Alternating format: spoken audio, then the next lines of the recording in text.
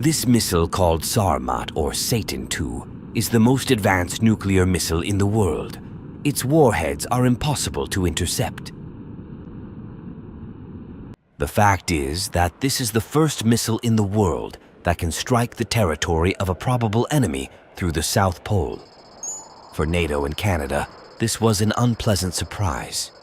The main missile defense force, the NORAD system, is designed to intercept missiles that are launched through the North Pole. On the southern side, the US has no warning systems or missile defense systems. Therefore, US satellites can detect a SARMAT launch, calculate its trajectory, but will not be able to defend themselves. Some of the missiles are based at a missile range in the Kaluga region. These are the so-called nuclear glades. According to the tests conducted, the time of approach of the missile to London will be about 8 minutes, to New York, about 20 minutes. The range of firing SARMAT is 18,000 kilometers, or more than 11,000 miles. This is enough to fly around the planet 1.5 times. The maximum speed in the atmosphere is 17,982 kilometers per hour, or more than 11,000 miles. The exact number of warheads is classified, but there is information that the missile can carry on board up to 15 warheads with a power of 750 KT each. If that many landed on New York, it would look like this.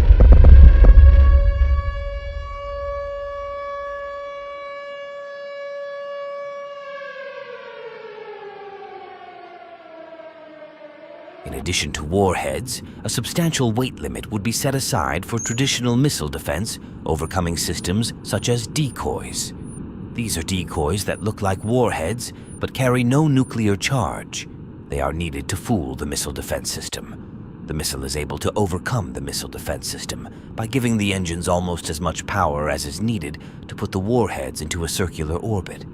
The missile can attack the territory of the enemy country not by the shortest, but by any direction, including through the South Pole, bypassing the deployed missile defenses designed for the trajectories of conventional ICBMs launched from Eurasia through the North Pole, which would require the enemy country to costly deploy not fragmentary, but circular missile defense.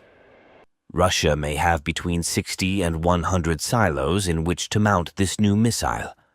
This number is enough to wipe out several major European countries. France and the United Kingdom, for example. SARMAT is essentially a revival of the universal missile concept. In other words, any orbital bombardment ICBM can launch not only warheads, but also satellites into orbit, so most likely the decommissioning of the SARMAT ICBM at the end of its service life will be through civilian space launches. The opportunity to recoup the large investment made in silo ICBMs, while also profiting from commercial launches of satellites using end-of-life ICBMs, is very important from an economic point of view and is being seriously considered by the Russian government. Despite the power and strength of this missile, experts at the Pentagon and the UK Ministry of Defense saw no point in further escalating the means of attack or retaliation. Russia and other nuclear powers have had enough resources to turn each other to ashes since the days of nuclear bombers. That is, for over 60 years, said Julian Lewis, chairman of the British Parliament's Defence Committee.